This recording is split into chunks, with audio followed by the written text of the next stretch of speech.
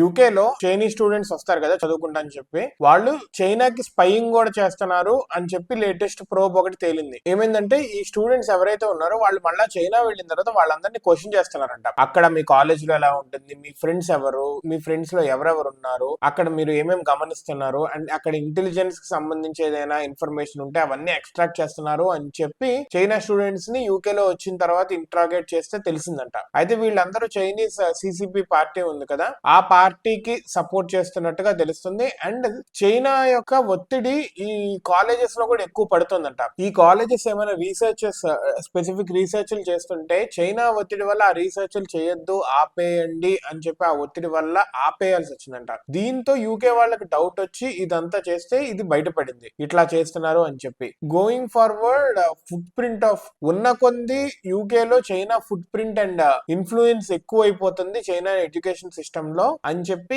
వీళ్ళకి బయటపడింది. చూడాలి వీళ్ళు దీన్ని ఎలా డీల్ చేస్తారో. హౌ ఇప్పుడు చైనా స్టూడెంట్స్ ని ఆపేయాలా లేకపోతే వచ్చిన వాళ్ళు చెప్పొద్దని చెప్పాలా, how it gonna B and how they gonna deal అనేది చూడాలి.